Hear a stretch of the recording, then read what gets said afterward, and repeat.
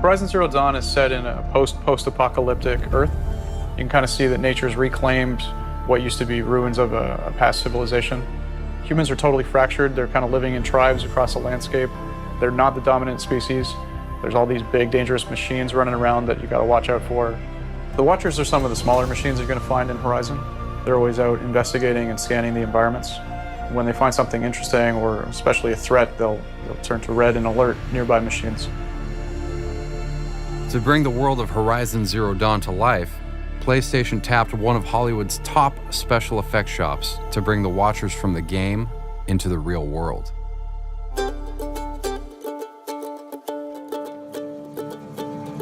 When the Horizon Zero Dawn team first approached us to create the Watchers, some of their expectations were that they wanted to not stray too far from the true design of the character. They wanted it to look as close to that as possible. Spectral Motion is a multi-tiered design studio. We build robotics and animatronics. We also do special effects makeup. The main challenge is bringing these characters to life is the physics and gravity. Making it look like this heavy metallic cables, but having a human be able to support the weight of such a thing has been pretty tricky.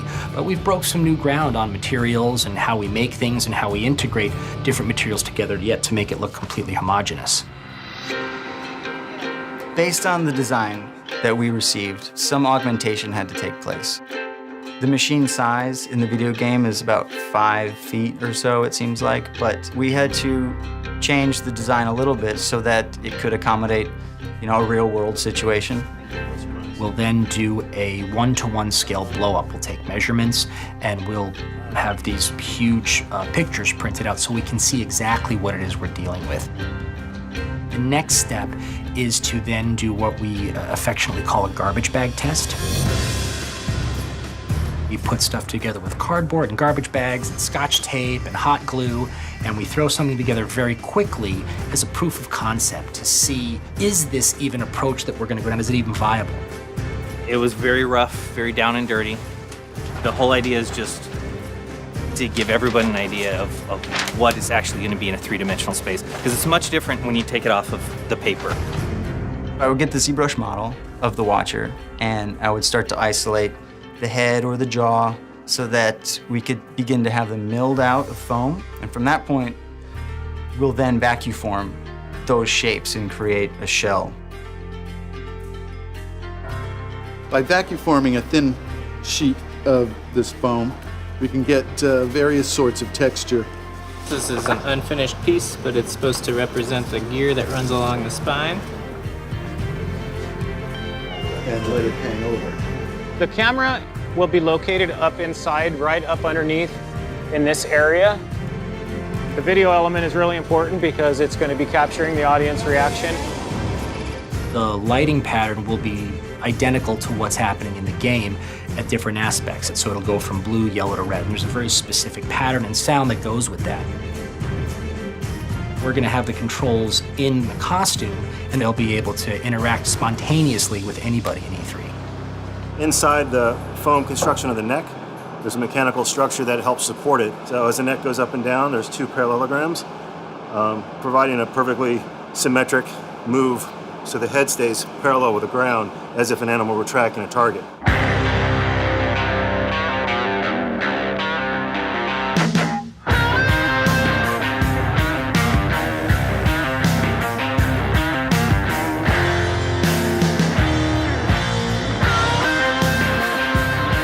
Another very important aspect of our process is the fitting. When we have actors, performers come in and try the equipment on.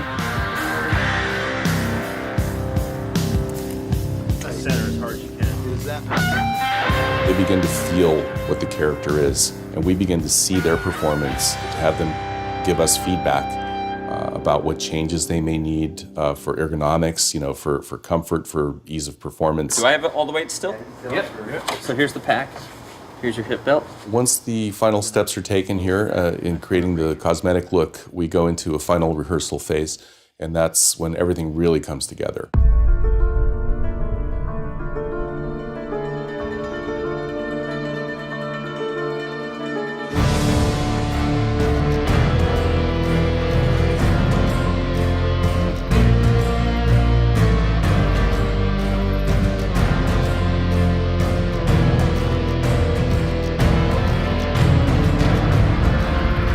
I think people are going to freak out. I think it's going to be extremely popular, and I cannot wait to just like stalk around E3 and play with everyone. I think their jaws are going to drop. It's seeing the beautiful detail that they brought to the artwork, just seeing it move. It just is, it's pretty mesmerizing. It's just really beautifully done, and I think people are going to be out of their minds that this is like kind of brought to life right in front of them.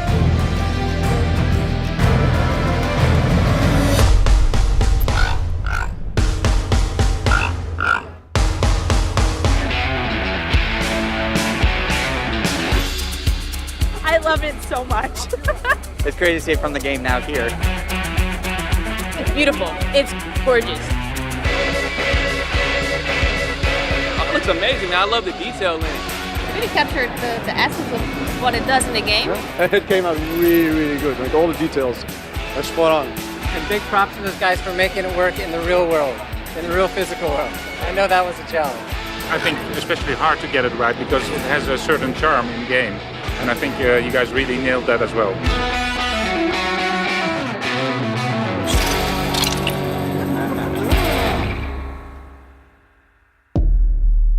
PlayStation